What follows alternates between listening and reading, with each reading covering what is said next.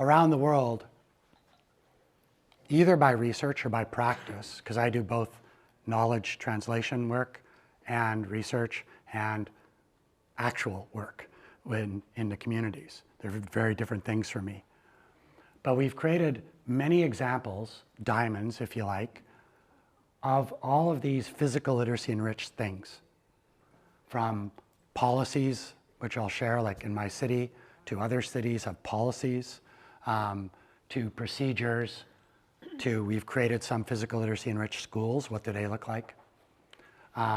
Physical literacy enriched environments, etc. I'm going to give you some of those with QR codes.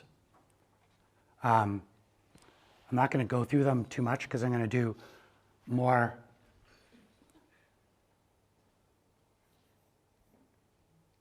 Oh, that's weird. Oh, there it is. Sorry.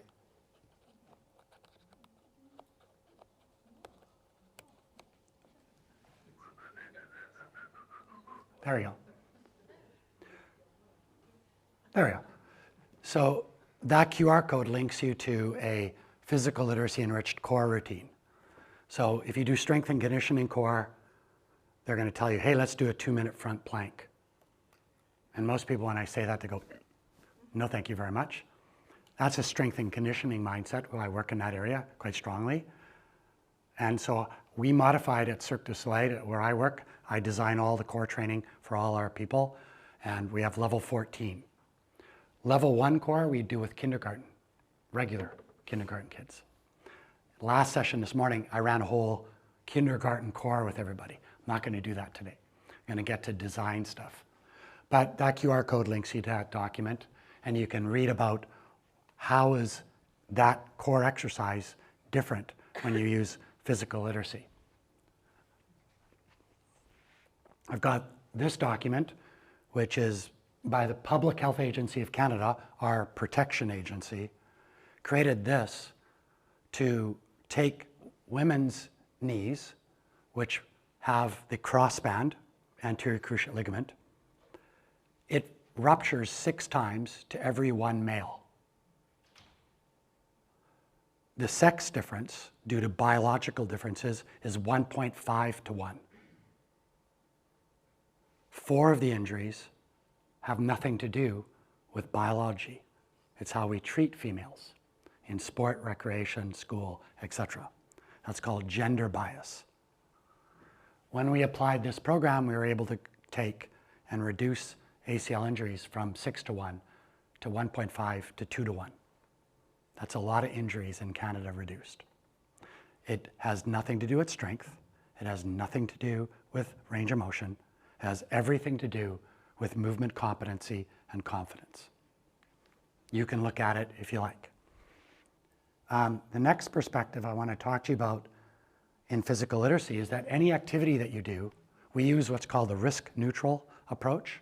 Risk-neutral means any activity can have an outcome that's positive, fun, almost 100% guaranteed in what we just did. Negative outcome, a potential injury. We balance those. And we are very careful about Swedish, bubblaplast, something like that anyway, close.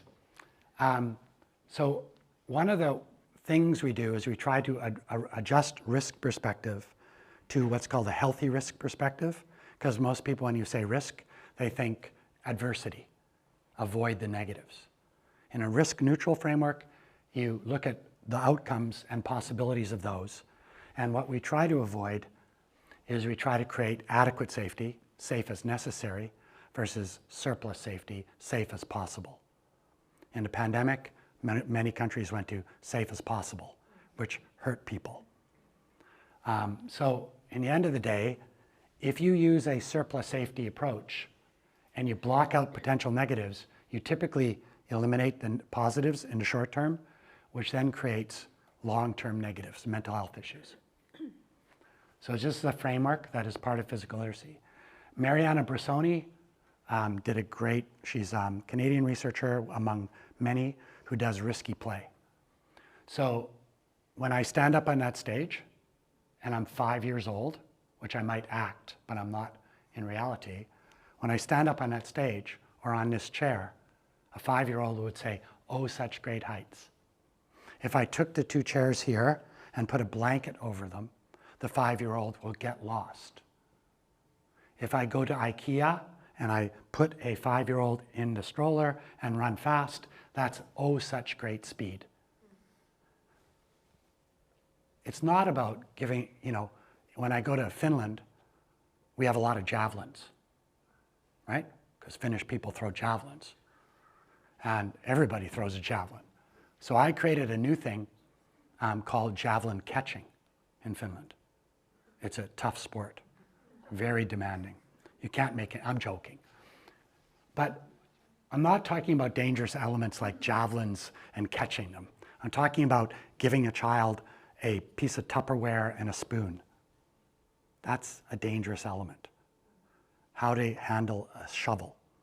So Mariana Bressoni was very good at talking about this and has written many articles on it, along with many people, a Norwegian, Landsetter, and others. But this is interesting because you could talk to each other right now and remember your last time you played with this stuff, and you would start talking and you'd have a great conversation and smiles would come onto your face about back in the day. My dad used to go on the back of polar bears, and my dad would send me out and to tickle the polar bears where I live. I'm joking. But my son's favorite game is no longer tickling polar bears. One generation eradicated. If you don't have risky play, you don't create an appropriate risk perspective. Interesting. In Stockholm, free play area went from 40 square meters to 6. Talk about the Convention of Rights of the Child and implement it into law. Strip buildings down and get rid of them to give more play space? Yes, please. It's in law. Try to enact that, it'll be fun. But to me, these are really important things because we have to meet safety creep. We have to be able to stop safety creep. And safety creep means people saying, you can't do cartwheels, they're dangerous, which is ridiculous. There was a Canadian principal who banned cartwheels. I heard about it, and we have a national TV show called the Canadian Broadcasting Corporation. And I said, "Hi, principal, my name's Dean. I'm on the Canadian CBC tomorrow, and I'm going to be speaking about how you like to harm children. Can we talk about this?" We talked for an hour and a half. And then the next day, surplus safety gone. Cartwheels back. Yay. But you have to have the language to deal with it. So there's been some great, and you get these, there's some great articles about the benefits of risky play. You can read them on your own. And the term safety creep means one incident happens, like somebody breaks their wrist, and then they stop everything. Injuries are okay, in balance. Sweden was very good at that at the pandemic. That was a very hard trade-off. Good or bad, still needs to be determined. Nobody ever figured that out. What was the best country that handled COVID? Forget it. But interestingly, it's not safe as possible, it's safe as necessary. Safe as possible has very serious problems. So this is an article I wrote just a few years ago where I took my ethical responsibility of safety not being surplus by writing an article about don't take down the monkey bars. In this article, it talks about injuries in playgrounds, but at the same time, benefits of play at the same time. So I don't create safety creep, shut down the playground, etc. One part of what we do is confidence culture, and I'm going to zip through these slides, very critical. How do you create a confidence culture in school, in sport, at home? And people go like, what's this confidence culture? It is new. But we know from science, confidence is linked to better performance, people continuing in their activity, reduced risk of injury, increased rate of return and higher rate of return after injury, resilience, and many other things. And yet, we never plan for confidence intentionally. Everybody goes, confidence, yeah. But how do you do that? So we have whole workshops just on this, but I'll give you some quick ideas. right now, I could ask you, how important are you to yourself in your own confidence? 5 is massive, yeah. 0 is, I'm not important to my own confidence. You can all do that. Rank yourself, 0 to 5. 5 being great, 0 not. Most of you are going to hang around a 3.8 or 4. That's cool. But if I ask you, a teammate, or a parent, or a coach, how important are their views of you in your confidence? Interesting, right? A parent will have an influence on most children's confidence, the perception. A coach will, a teammate will. And now, you should think, what would my teammate, me, I rank my confidence, how much do I view their opinion in my confidence? Very important question. So there's people close to you when you move, proximal, close, and then there's people I get home, and then they talk to me about what I did. They influence my confidence too. So we work in schools, in hospitals, at Cirque du Soleil on this concept, creating a confidence culture so people know what to say to each other. Very critical. And quickly, I want to show you this, and I'm going to go to design stuff. That table at the bottom represents some sport people answering the questions that I just asked you. And it came out to 2 groups. There are probably more, but 2 big groups. Group 1, cluster 1, was 80% of athletes. And they answered 3.8, I'm important to my own confidence. But look at the next ones. Teammates were more important in their confidence than them. Coach, really important. Support staff, but still more important than them. But then there's another group of 20%. Group 2, they said, I am responsible for my own confidence. And you know what? Training mates and coaches, they're just above 2.5, which is the break-even point. Well, I have to treat those people differently if I'm working with them. They're very different people. One, I'm my source of confidence with very little other influence. The other groups, it's me and everybody else around me. That's important when you're designing lesson plans. That's important when I design my classes. That's important when I design facilities. It's a critical idea, and that's stuff. So very quickly, we don't want to erode confidence. We want to build it. And we want to build it not just competence in movement, competence in social skills, competence in psychological skills.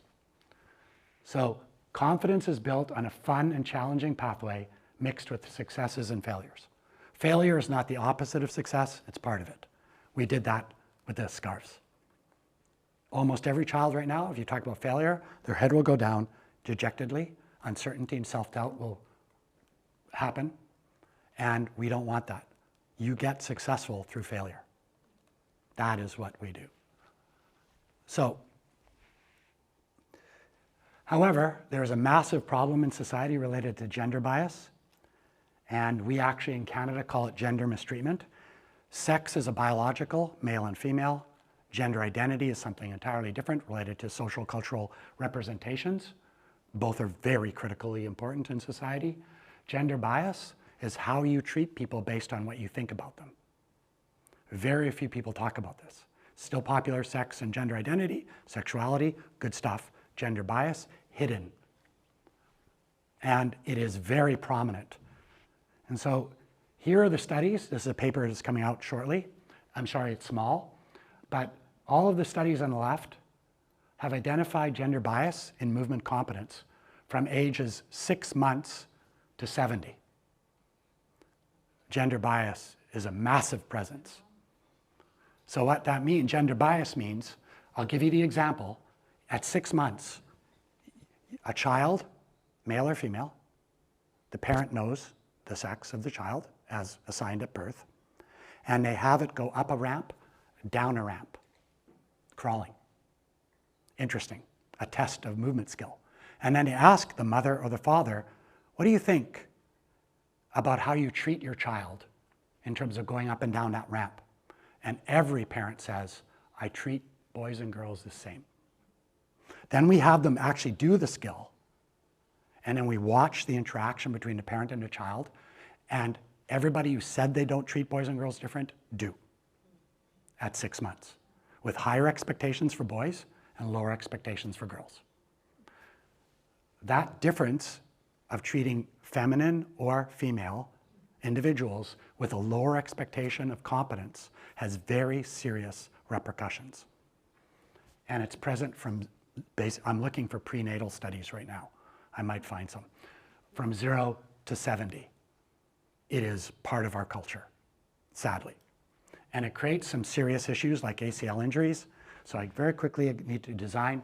If you measure Canadian kids, everybody should throw the same and catch the same at any age. That's part of the curriculum. Not based on muscle size, how well you throw.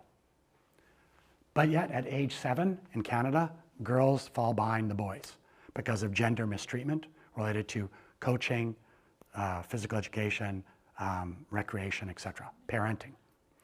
And interesting enough, it stays present across all kids. If we measure 18 movement skills, when the boys are better than the girls, the bars are this way. When the girls are better than the boys, the bars are that way. Boys have 14 Lego blocks, girls have 1. This is 15,000 children. This is normative data. It's not a discussion. It's true here too. I've looked at your data. The point about this is that now the confidence gets broken. So we ask these same 15,000 kids, or 6,000, whichever I put in the next slide, and we ask them about confidence in moving activity.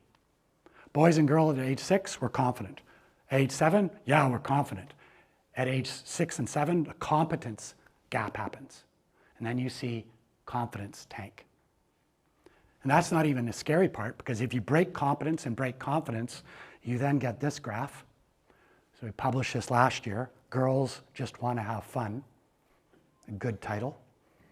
But this demonstrated that when we ask kids, do you believe that being active makes you happy? Do you associate happiness with physical activity? A basic question.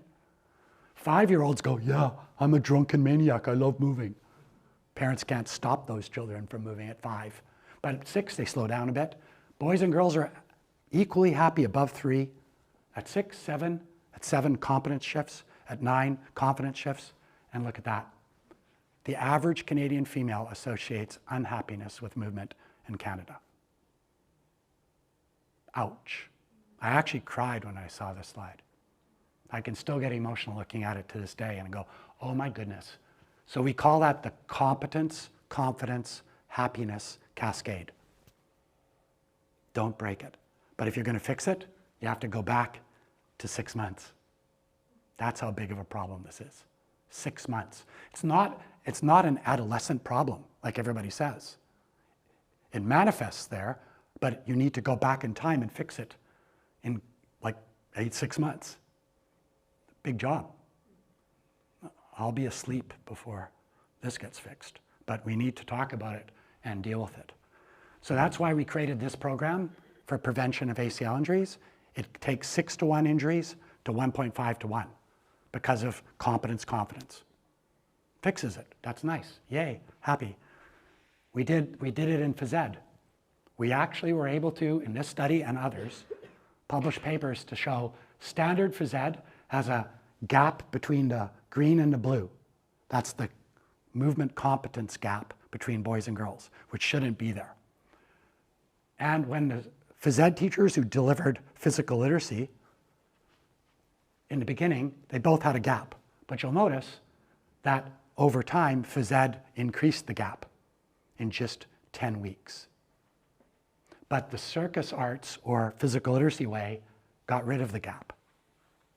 So it means it's possible to rectify in 1 term in a school. That's impressive. We replicated this study again in this paper and demonstrated the closure of the competency gap. I'm going to skip over this one for a second and get to this. I'll go back if I have time. But I really want to talk about design world. That's my city. It was minus 36 this morning and minus 31, nice and warm. Shorts, t-shirts. This is my minus 31 hoodie, by the way. Not joking. But our city actually makes our sidewalks like that. We have a Zamboni, the machine. and it drives over our sidewalks and makes them like that.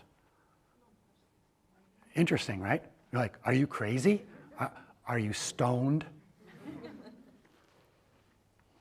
So we created 5 principles of physical literacy enriched design, which have been adopted in Sweden in multiple places already, and full implementations of it, but also in many other places around the world. I'm in charge of an 800-acre, 300-hectare, 20,000-person city based entirely on physical literacy. And trails, playgrounds, facilities, many examples that are pretty cool. Please steal and make them better.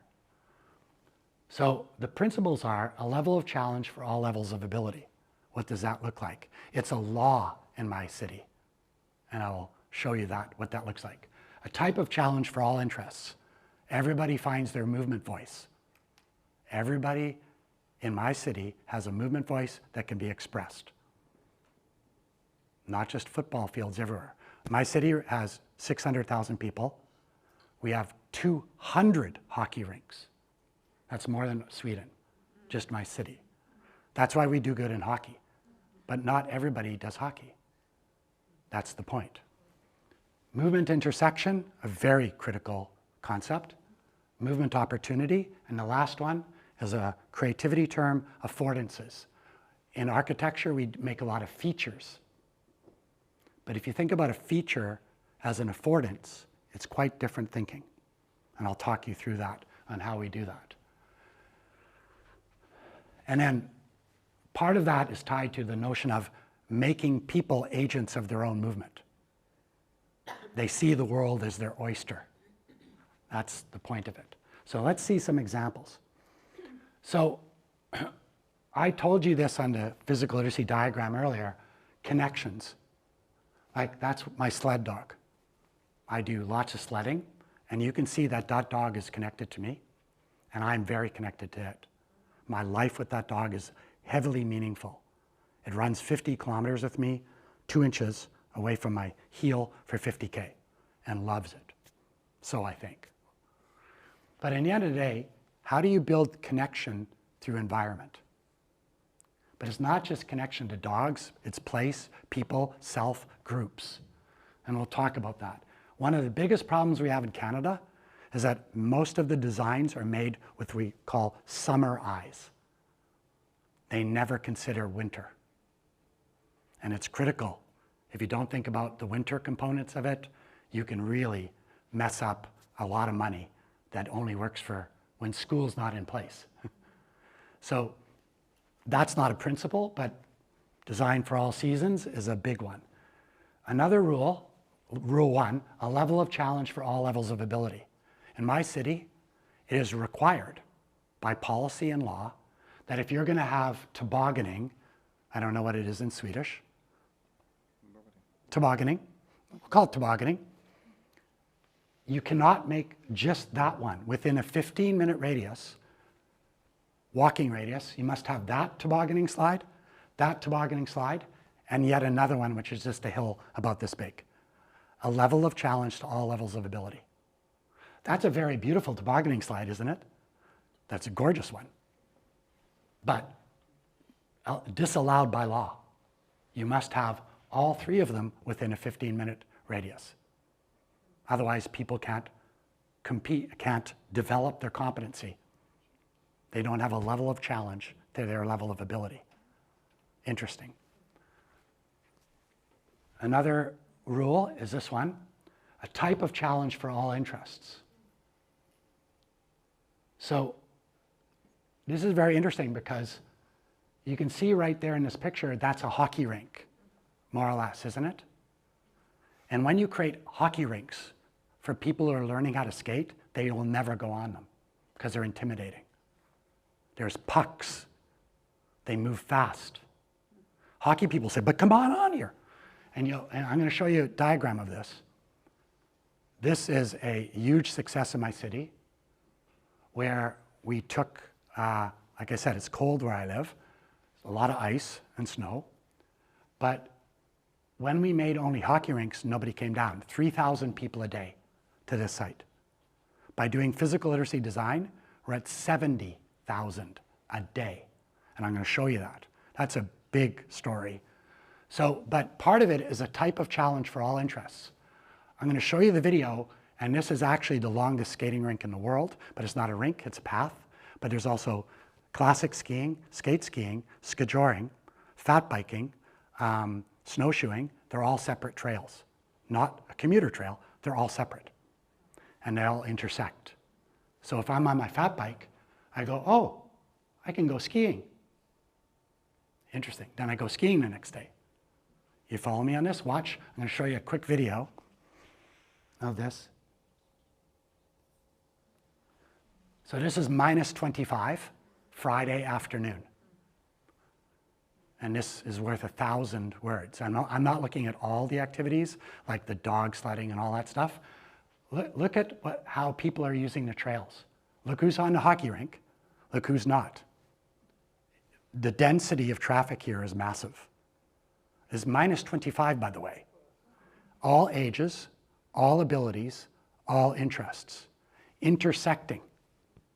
Movement intersection is a key concept in design principles where we don't have facilities for skateboarding here and skiing here. They're together and they see each other. This has created, people come back. Hey, I can do this next time. I can do this next time. Parents love it because they go, you go skating, you go skiing. Yay, and I'll do skiing too. Pretty impressive. You'll also see that there's a bunch of architectural features there, like that warming hut. See the warming hut there? The Faculty of Architecture makes 20 warming huts a year and puts them along the 20 kilometers of trails. Then what happens is all the design people go down to trails talking about their designs. That's intersection. It's beautiful.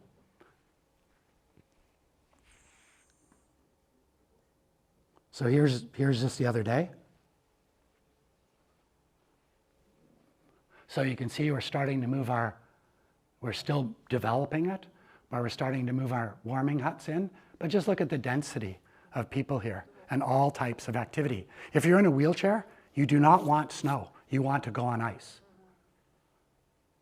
Don't go on snow. It's really hard to wheel. So in the end of the day, you're going to see unbelievable, all ages, all abilities, newcomers to Canada. And when we separate it out based on hockey, hockey away from this, it even increases the rate.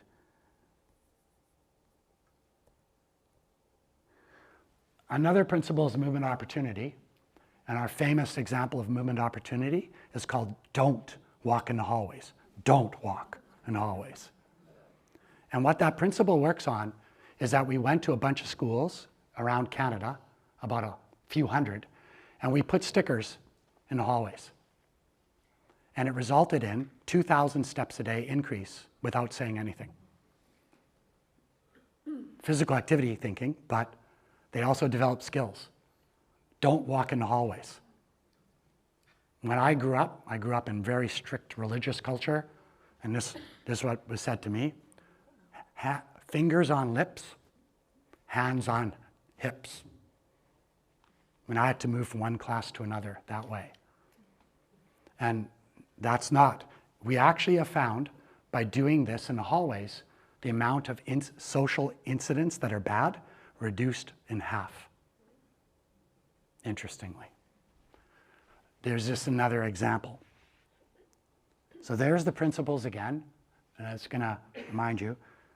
Here's a great site that has, in Sweden, it's an island just off of Umeå. And on the island, they have this mountain bike course that is no longer a mountain bike course.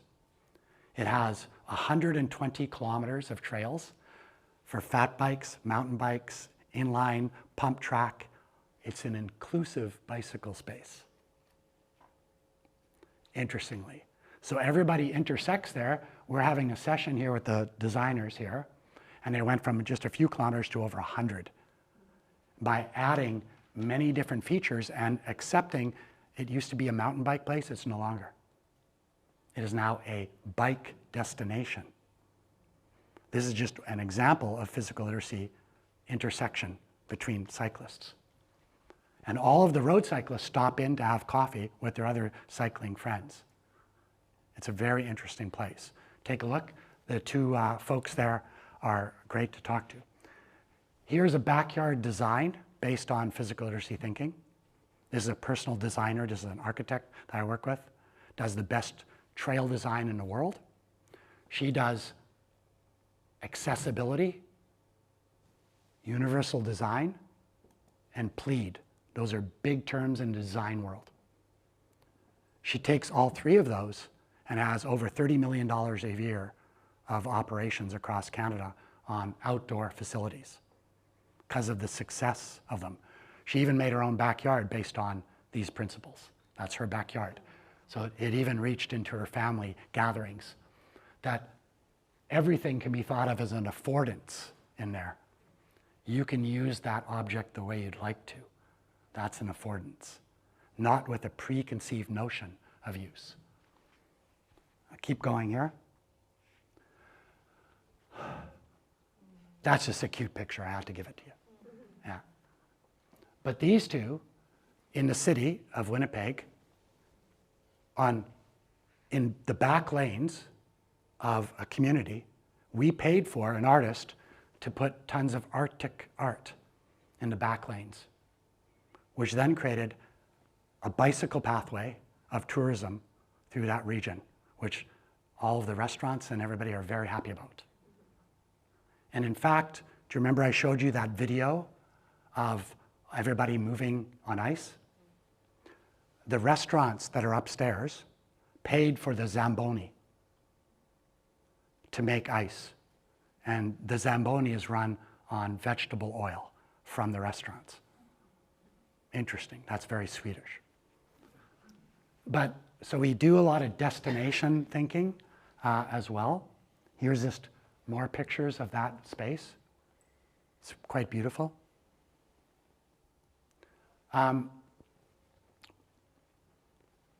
This is down the trail.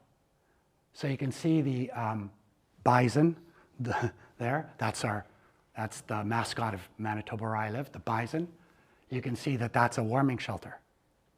You can also see the reflective warming shelter right there. A nice little, I'm taking a selfie of myself against, that's actually a warming shelter made with mirrors. Very cool things because everybody stops and looks at them. The designer people are very happy, proud, and etc. It's very cold. That's me on a typical day with a lot of icicles from my eyebrows. But we also make a whole bunch of seated environments for people to sit down out of ice and snow. We have restaurants on there. So, but when you go down onto this area, there's so many different types of users, your heart just goes like this, of the joy of movement around you. Even if you're just sitting, you live vicariously. That's a type of play, vicarious play. So I just wanted to show you these type of images, and I know I'm happy. So here's some other things. Here's a typical pathway. So a ice pathway, and then a walking pathway right beside it, and then a skate pathway right beside it, and then another one. We do lots of lighting because we're a dark climate like you are. So it gets dark, so everything's lit. And so we do lots of lighting. Do you see the plastic on the bottom here? It's rubber in the middle shot here. This was critical for people on skates to not ruin their skates. So they could go from the river up to the sidewalks in the city that are covered in ice. And you could keep going. Because nobody wanted to put their skates on the river, get a cold. So then we put these connectors with nice lights, and people use it till past midnight. We get like thousands of people using it. We all, of course, do this crazy thing of jumping into cold water. Oh, sorry, those are just another one. Yeah, I just want to get you here. Oh, so see this picture right here? Those are fat bikes. You don't have them much here, but they have tires this big. We went from 1,000 fat bikes in the city to over 60,000 as a result of having a machine that is this wide, that's gas powered, not a snowmobile, not for grooming skate courses, grooming fat bike trails. By having that groomer, $6,000, not very expensive, we put in over 100 kilometers of fat bike specific trails. Because the user experience for a fat biker is going like this through the trees with packed snow. That's what you do. You can also commute on them. But in the end of the day, those people there want to be on that trail. They don't want to be riding with the pedestrians. Huge difference. The bicycle stores liked us. 1,000 to 60,000 fat bikes. Big change. This gives some other pictures here. So you can see how long our pathways are here on the ice, but they're also on the roads. And you can see they're setting up warming huts already of different designs, etc. So this is early season, and it just gets crazier from there. So you can see the diversity of movement and the intersection of movement. This is a big one. I do a lot of circus in schools. And do you see that cube hanging from the ceiling there? That's kindergarten class. And we have a cube, we have a rope that goes to the ceiling, a silk that goes to the ceiling, an aerial trapeze that you can float on, straps, and swinging trapezes in public school. 9,000 kids go through this program. Can you imagine what we had to do with the school board to allow 9 apparatuses hanging from the ceiling and children, kindergarten, going to this roof? It's been running since 2016, 9,000 people a year, kindergarten to grade 12. 1 injury, where volleyball has 6 injuries a year of major fractures. We had to really talk through with our bureaucrats how to create the safety standard that didn't exist for all of this equipment. But instead of saying, don't do it, we said, no, let's use adequate safety thinking. And it worked. Now you can come to these schools and you'll notice, see the girl with a broken arm wasn't broken in circus, but she's not sitting down. She's walking on a wheel, balancing. I mean, that's pretty cool too. But in the end of the day, circus isn't the answer. It's just a way of thinking about seeing.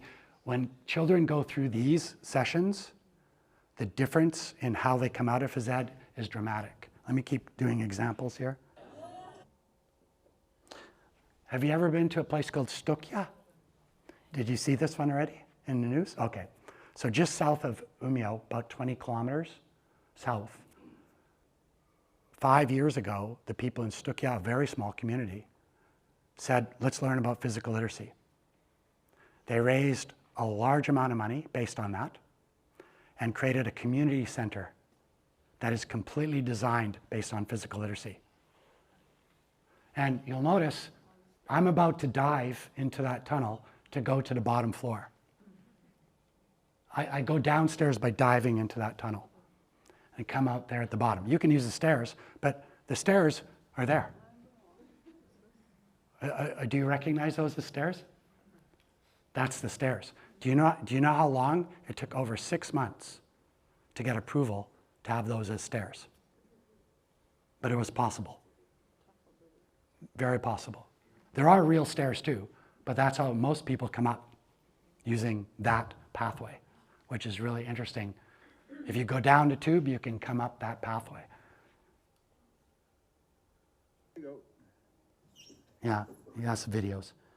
Another big one that we do is that all of our trails, as a result of our physical literacy enriched design, my government gave us $10 million, which would be 100 million kroner, in my place of 600,000 people, every year to make new facilities. $2 to $1, so that means that you come with $2, we give you 10, we get $30 million of trails every year. We do many trails where we talk about so that there's a multi-user experience where people can have trail information related to the types of plants and mushrooms and insects. It brings a certain type of people in addition to the bikers, in addition to the hikers. And that money, due to physical literacy, created multi-user agreements between cycling, skiing, everybody, which never happened before. So that people had to say, let's make trails cooperatively, not competitively, which is the physical literacy way. But a lot of it is based on seasonal changes in a lot of our flora and fauna. So if you're in a design game, your job is, if you're working in a community, to make sure that everybody can experience positive movement experiences. Does everybody have their way to express their voice? And if you accumulate positive movement experiences, we now know that that associates with happiness with movement. If you accumulate negative, it goes the opposite way. I showed you some of that already. But recently, well, last night actually, I finished a study to study this further. And you guys are the first people to ever see this. So this morning too, I made it last night. You ready? We asked a question, a very simple one. What emotions do you have after moving? Shame, enjoyment, pride, anger, pretty core emotions, right? And we just asked, hey kids or adults, what emotions do you feel after activity? Almost nothing in the world has been done on this. I was like, what? Doesn't make sense. But it was based on this thinking, and I'm going to tell you what we did. We took physical education and trained phys ed teachers in the physical literacy way in my province. In my province, phys ed is mandatory K-12 daily, and is taught by specialists already. The only place in North America that has that level of phys ed. But not all teachers are great. So we took teachers 9 days a year, because that's what they get, professional development days, times 3 years. That's 18 training days. And then we measured them based on this. So these are the best phys ed teachers. 5 schools, 21 classes, so a pretty big study. And we said, what emotions are kids having in phys ed? Because we already know most of the time phys ed doesn't do so good with emotions of children. Some do, but not all. We want all. So here's the results. Excellent phys ed teachers.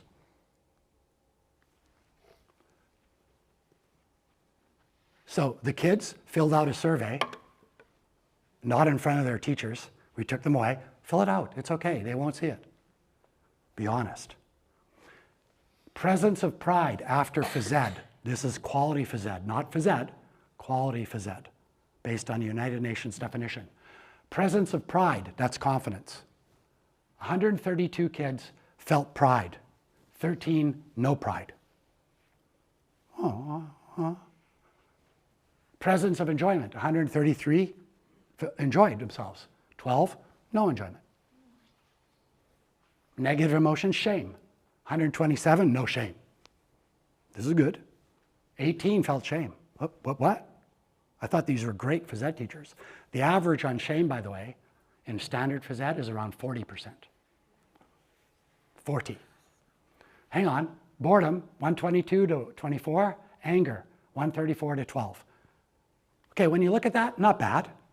Not bad, right? There's very few kids that are, but we learned something new, and this is very new. Do you see the thing on the top?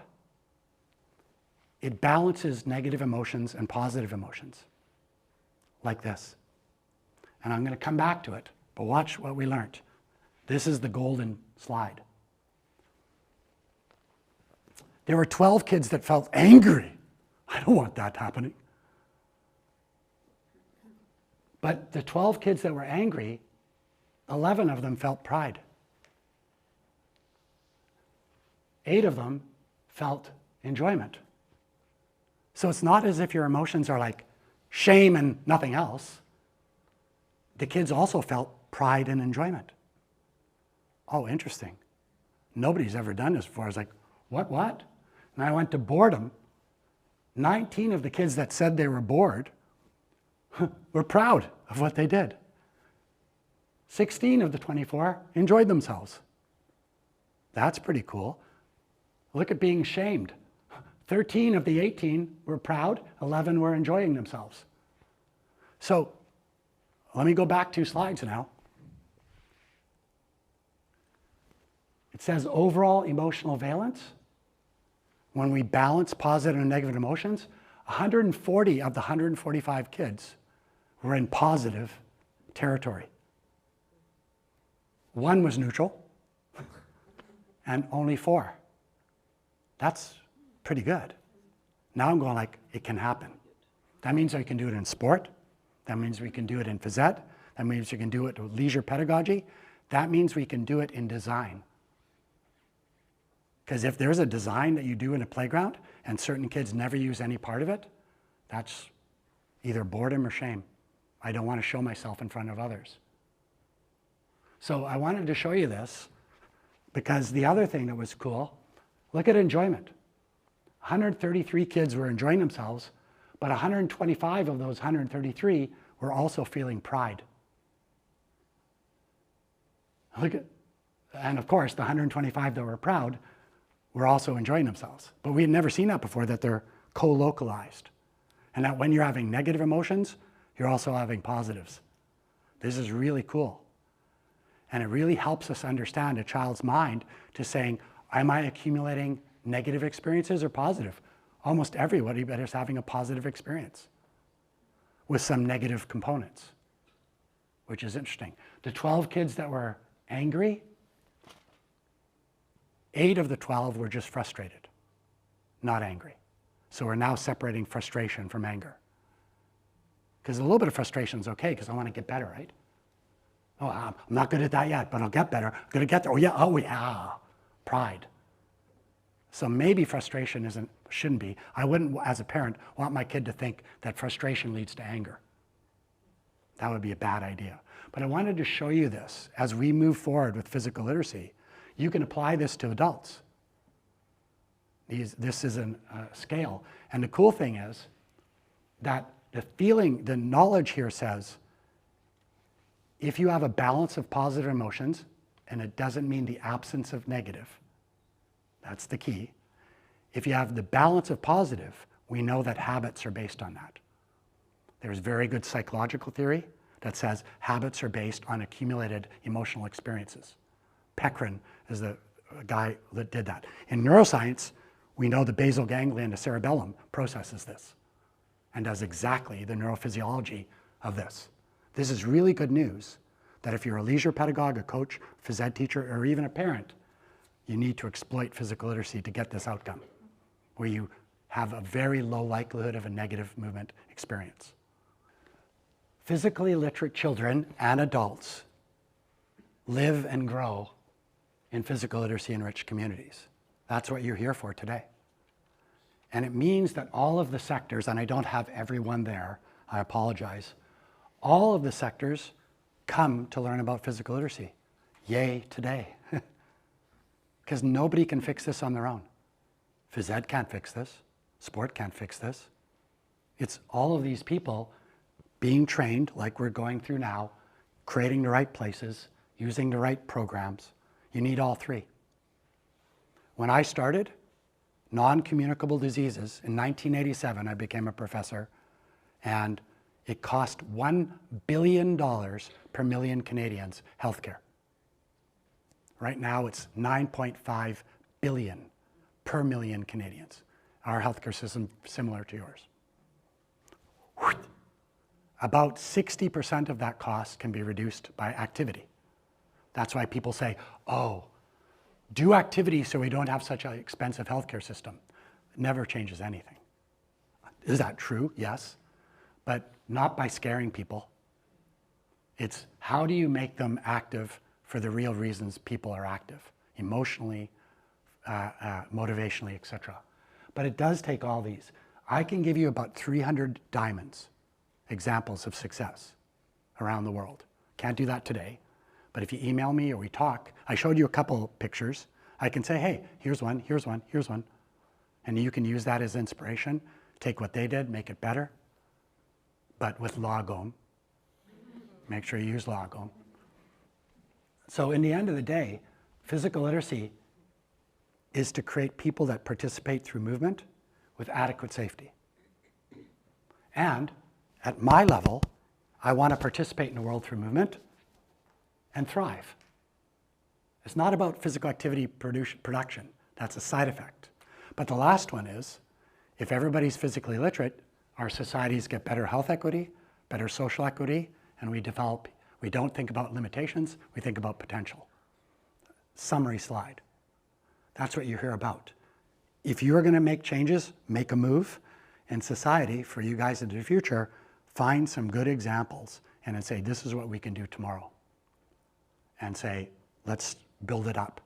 If it doesn't work, it closes doors. If it does work, it opens doors. That's important. Then take those success stories and keep building. It's a 100-year journey.